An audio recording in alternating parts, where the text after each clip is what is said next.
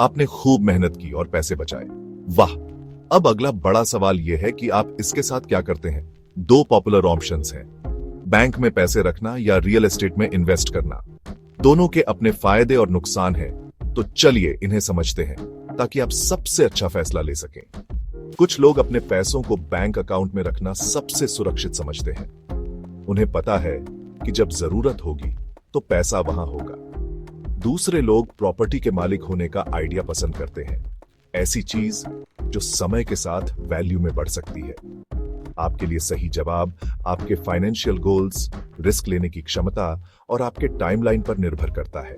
क्या आप घर के डाउन पेमेंट जैसे शॉर्ट टर्म गोल के लिए बचत कर रहे हैं या आप लॉन्ग टर्म सोच रहे हैं, रिटायरमेंट के लिए प्लानिंग कर रहे हैं?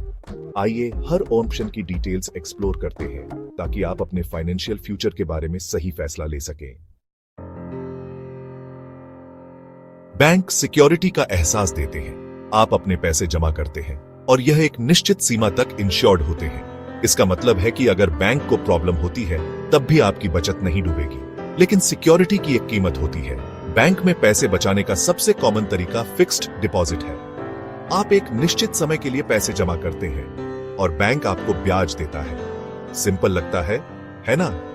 लेकिन बैंक के ब्याज दरें अक्सर महंगाई से कम होती है।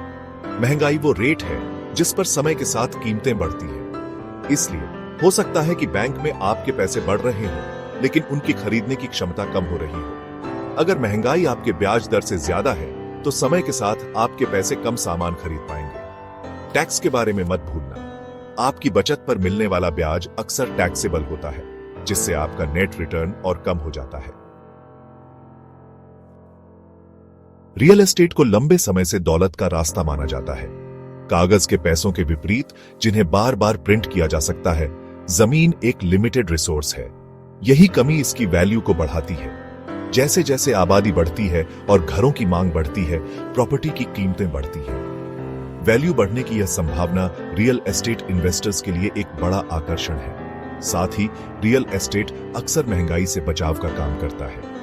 जैसे जैसे कीमतें बढ़ती हैं, वैसे वैसे आपकी प्रॉपर्टी की वैल्यू भी बढ़ती है। इसके अलावा सरकारें अक्सर रियल एस्टेट निवेश के लिए टैक्स बेनिफिट्स देती हैं। ये बेनिफिट्स प्रॉपर्टी के मालिक होने से जुड़े कुछ खर्चों को कम कर सकते हैं, जिससे यह एक और आकर्षक निवेश बन जाता है।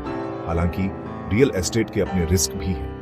प्रॉपर्टी की कीमतें ऊपर नीचे हो सकती हैं और हमेशा यह संभावना रहती है कि मार्केट गिर सकता है।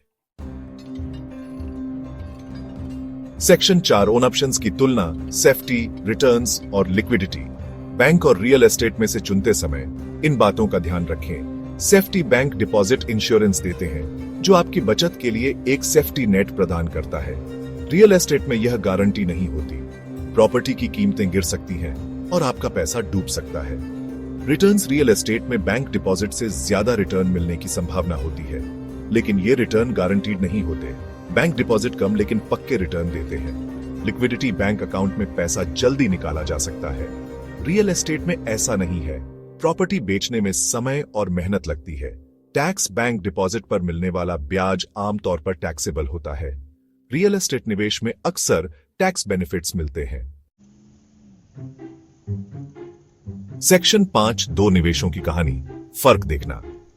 मान लीजिए आपके पास $10,000 निवेश करने के लिए है। आप इसे 3% वार्षिक ब्याज दर वाले बैंक में फिक्स्ड डिपॉजिट में रख सकते हैं।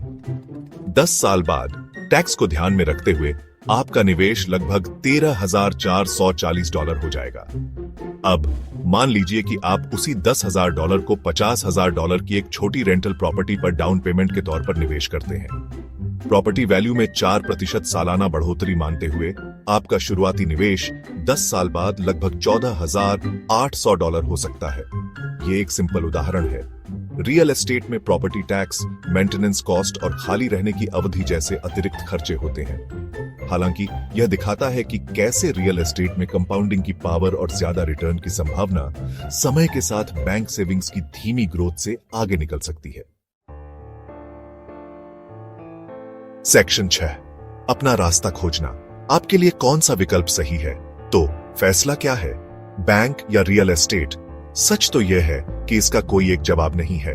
सबसे अच्छा विकल्प पूरी तरह से आपकी परिस्थितियों और फाइनेंशियल गोल्स पर निर्भर करता है।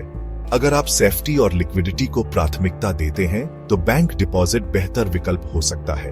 यह शॉर्ट टर्म के लिए आपके पैसे रखने के लिए एक सुरक्षित जगह है, खासकर अगर आप किसी खास गोल जैसे डाउन पेमेंट या इमरजेंसी फंड के लिए बचत कर रहे हैं। अगर आप लॉन्ग टर्म ग्रोथ चाहते हैं और थोड़ा रिस्क लेने में सहज हैं, तो रियल एस्टेट एक अच्छा निवेश हो सकता है।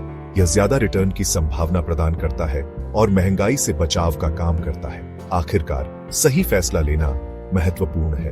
हर ऑप्शन के फायदे और नुकसान को तौलें, अपनी रिस्क लेने की क्षमता पर विचार करें और वह रास्ता चुनें जो आपकी ओवरऑल फाइनेंशियल प्लान के हिसाब से सबसे अच्छा हो।